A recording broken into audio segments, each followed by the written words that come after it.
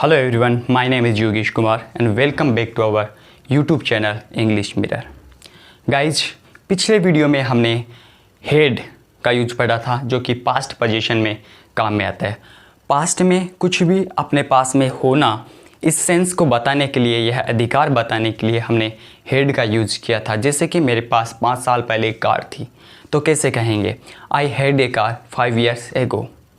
कि जैसे मुझे कहना है मेरे पास एक मार्कर था, तो मैं कहूँगा आई हैड ए मार्कर। मेरे पास पर्याप्त भोजन था, आई हैड एनफ फूड।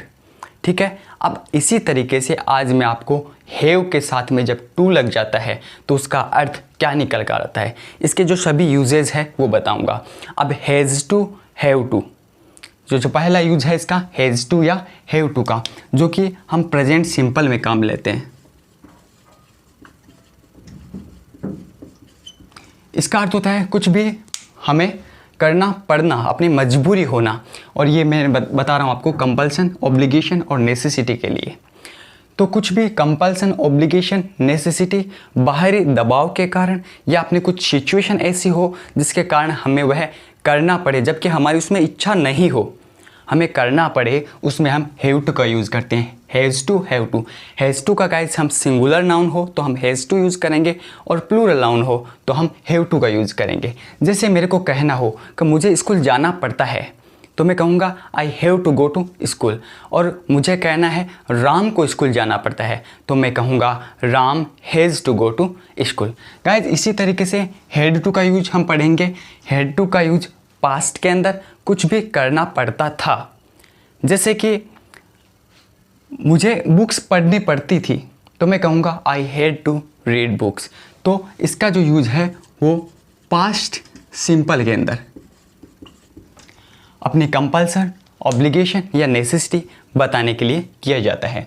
इसी तरीके से guys have to, will have to, will have to या सेल हैव टू, इसका यूज होता है वो फ्यूचर के लिए, फ्यूचर सिंपल के लिए काम में हम लेते हैं। और मे हैव टू का अर्थ होता है कुछ भी, ये जो तीनों है ये सिंपल के अंदर काम में आते हैं। और मे हैव टू अर्थात कुछ भी करना पड़ सकना, अर्थात कुछ भी करना पड़ सकता है। जैसे कि गवर्नमेंट को सड़कें बनानी पड़ सकती है, government may have to build the roads, ऐसा हम कह सकते हैं।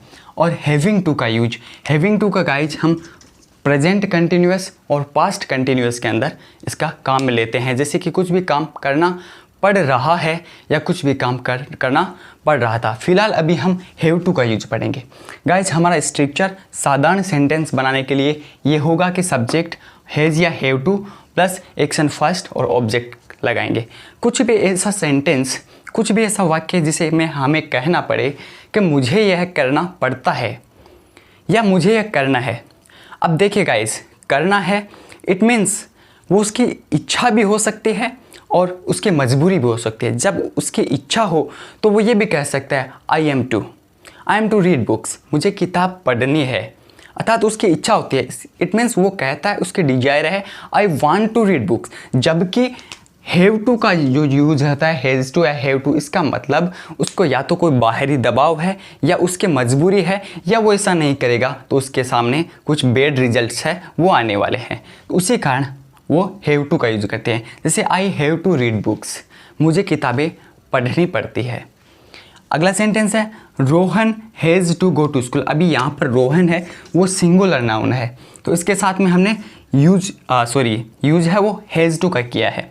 तो Rohan has to go to school, Rohan को स्कूल जाना पड़ता है। जैसे कि मुझे पढ़ाना पड़ता है, तो मैं कहूँगा आई हैव टू टीच।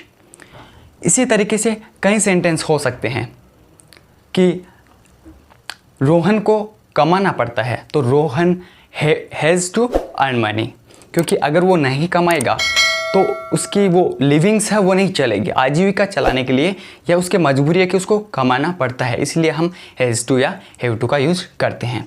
तो गाइस प्रेजेंट में हम हैज़ टू या हैव टू का यूज करते हैं।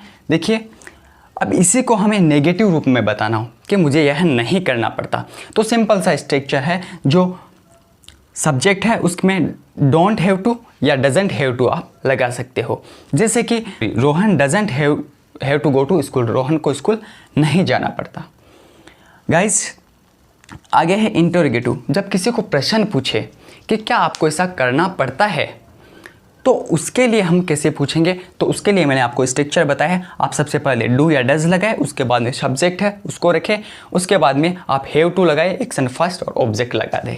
जैसे कि मैं कहता हूँ कि क्या तुमको खाना पकाना पड़ता है, क्या तुमको खाना पकाना पड़ता है, तो मैं कहूँगा do you have to cook food, do you have to cook food. अगर उसको पकाना पड़ता है, उसकी मजबूरी है, तो वो ये कहेगा yes I have to cook food, हाँ मुझे भोजन पकाना पड़ता है। अगर नहीं पकाना पड़ता तो वो कह देगा कि no I don't have to cook food. अब जैसे कि इसके अंदर ही है कि मुझे पूछना हो कि क्या आपको पुस्तकें पढ़नी पड़ती है, तो do you have to read books. अगर उसको पुस्तकें पढ़नी पड़ती है तो वो कहेगा yes I have to read books. अगर उसको नहीं पढ़नी पड़ती तो वो कहेगा no I don't have to read books, मुझे किताबें नहीं पढ़नी पड़ती।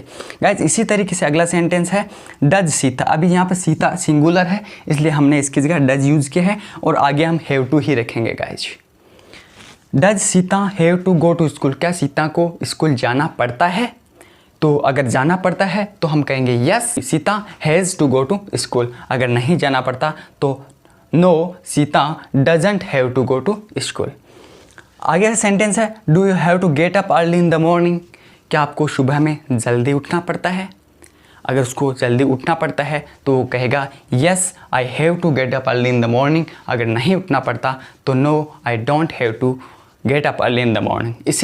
इसी तरीके से जैसे मैं कहता हूँ परवीन को टाई पहननी पड़ती है, तो मैं कहूँगा Parveen has to wear a tie, Parveen has to wear a tie. कि मुझे कंप्यूटर चलाना पड़ता है, तो मैं कहूँगा I have to operate computer. So guys ये अपना अभी हैज़ टू का आपने यूज पढ़ा। अभी इसके बाद में हम पढ़ेंगे had to, will have to, may have to और हैविंग टू का यूज। और फिर हम कंपैरिजन करेंगे कि जो हैव टू है और एम टू है, ERM टू है, इसके साथ में इन दोनों में क्या डिफरेंस है वो भी हम इसी वीडियो में पढ़ेंगे। So guys I have written some example for you. So there are 3 numbers and each number has 3 examples. The first number what says, पहला नंबर ये कहता है कि इसमें 3 सेंटेंस है और तीनों सेंटेंस में पहला है I read books, I have to read books और I am to read books. So guys ये I read books यानी मैं किताबें पढ़ता हूँ, ये एक हैबिचुअल एक्शन है, ये साधारण हैबिचुअल एक्शन है।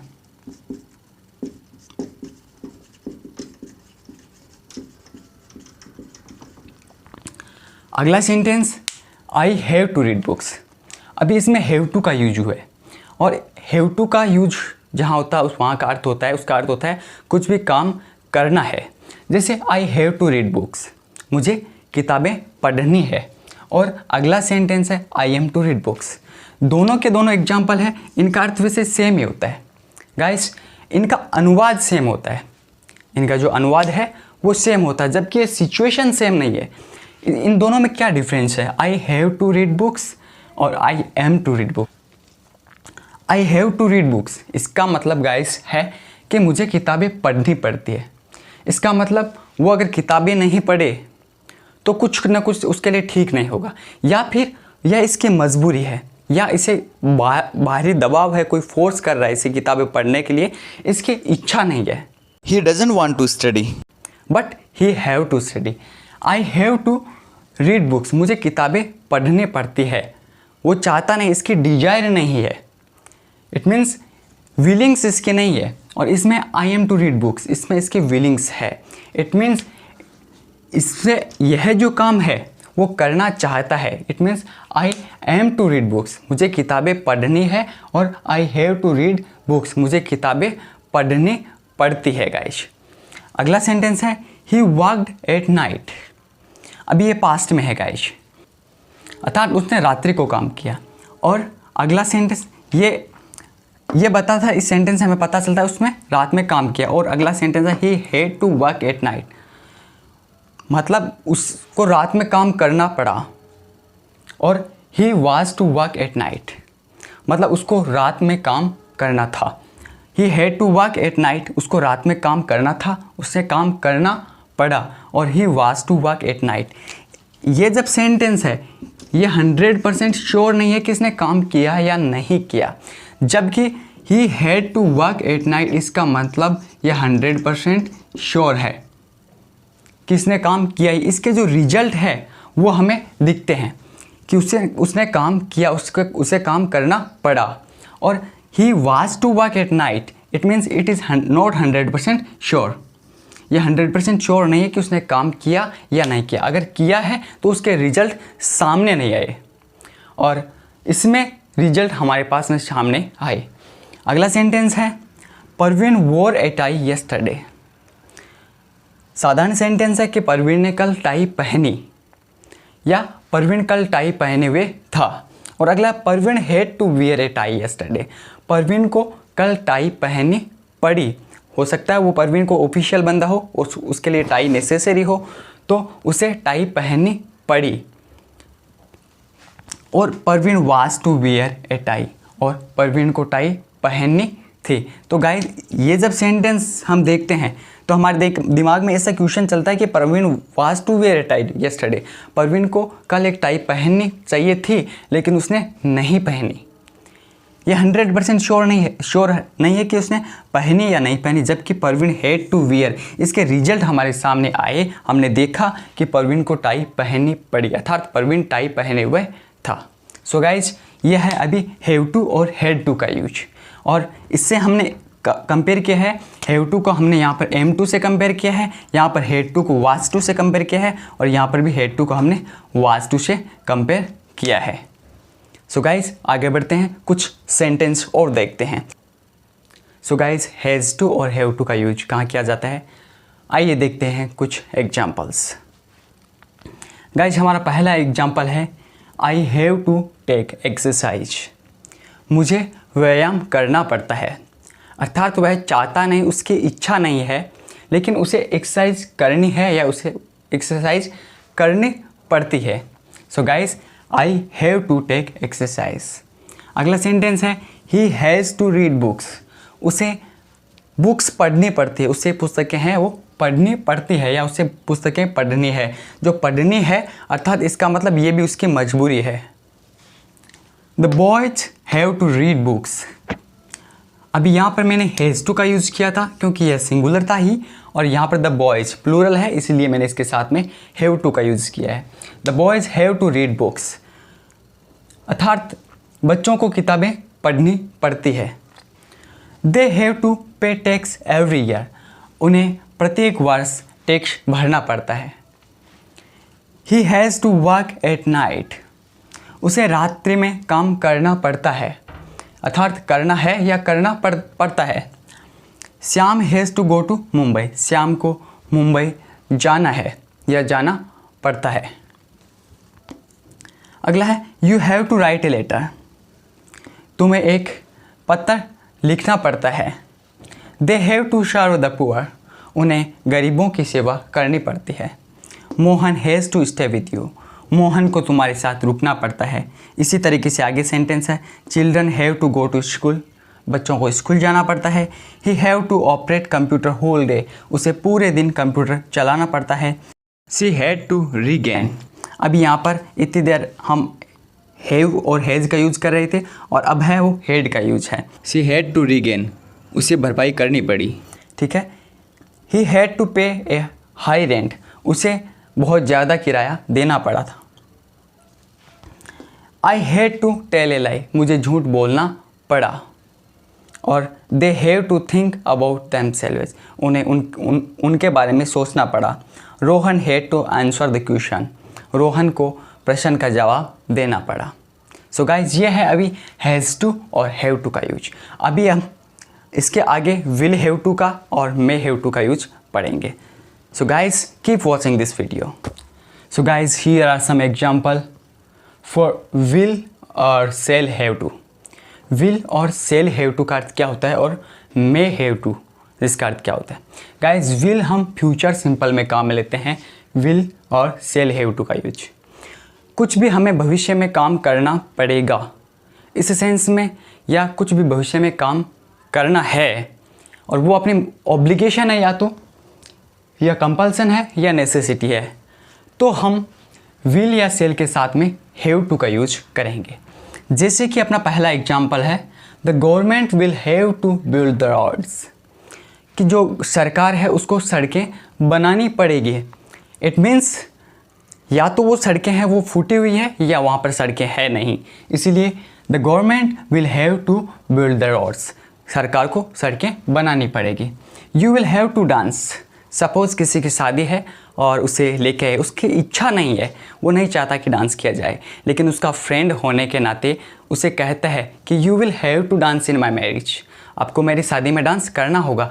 इट मीन्स वह अगर नहीं करेगा तो या तो उसका दोस्त नाराज़ हो जाएगा, तो उसकी वह एक मजबूरी हो गई ऐसा करना, जबकि उसकी इच्छा नहीं थी। आगे है, each and every one will have to come tomorrow. Suppose school में कुछ बच्चों ने बोल दिया कि कल तो नहीं आना है, कल की छुट्टी है और स्कूल में कुछ प्रोग्राम है, तो सर ने कहा कि each and every one will have to come tomorrow, कल सबको आना पड़ेगा या कल सभी को आना है। I shall have to write a letter, मुझे एक पत्र लिखना पड़ेगा। You will have to write an application, आपको एक एप्लीकेशन लिखनी पड़ेगी। If you want to stay at your home then you will have to write an application, यदि आप घर पर रुकना चाहते हो तो आपको एक एप्लीकेशन लिखनी पड़ेगी। We shall have to fight against corruption, हमें भ्रष्टाचार के विरुद्ध लड़ना पड़ेगा। आगे है may have to guys, may के साथ में हैव टू का यूज, अर्थात कुछ भी काम करना पड़ सकता है, इस सेंस में हम यूज़ करेंगे। जैसे I may have to attend his marriage, मुझे उसकी शादी अटेंड करनी पड़ सकती है। बाय द वे ऐसा हो भी सकता है कि नहीं भी करूं, लेकिन ऐसा करना पड़ सकता है। He may have to buy books, उसे किताबें खरीदनी पड़ सकती है। We may have to leave this village, हमें यह गांव छोड़ना पड़ सकता है। आगे है, you may have to give him money, आपको उसे कुछ पैसे देने पड़ सकते हैं। हो सकता है उसके पास शॉर्टेज हो, तो आपको उसकी हेल्प के लिए you may have to give him money, आपको उससे कुछ पैसे देने पड़ सकते हैं। Rohan has fever since last night, Rohan को रात से बुखार है, सो इसलिए he may have to go to the doctor, उसे डॉक्टर के पास जाना पड़ सकता है। सो गाइस, ये था विल और सेल के साथ में और मेक के साथ में हैव टू का यूज। इन दोनों के साथ में हैव टू जब हम लगाते हैं तो वो हमारी एक ऑब्लिगेशन हो जाती है, हमारे ऊपर कोई बाहरी दबाव होता है या फिर हमारी मजबूरी है जिसके कारण हमें ऐसा करना पड़ता है, पड़ सकता है, पड़ेगा। हैव के साथ में टू का यूज करेंगे। सो गाइस, अभी हमने जो पढ़ा था वो था हैज़ टू का यूज़, हैव टू का यूज़, मे हैव टू का, will have to, shall have to, और अभी है हैविंग टू का जो यूज़ है। तो गाइस, हैविंग टू है हैव के अंदर आईएनजी, इट मीन्स यह मान सकते हैं, और यह होता है प्रेजेंट कंटिन्यूस में। हैविंग टू प्रेजेंट कंटिन्यूस में हम काम में लेंगे। जैसे I am having to learn English, जो भी काम हमें करना पड़ रहा है, that is having to. I am having to learn English, मुझे अंग्रेज़ी सीखनी पड़ रही है। इट मीन्स अगर नहीं सीखूँगा तो बाकी सब दोस्त बोलेंगे और मैं नहीं बोलूँगा तो अजीब लगेगा। So I am having to learn English, मुझे अंग्रेज़ी सीखनी पड़ रही है। Sita is having to go to college, Sita को कॉलेज जाना पड़ रहा है।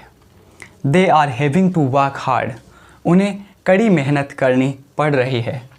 He is having to buy a mobile phone, उसे एक मोबाइल फ़ोन ख़रीदना पड़ रहा है।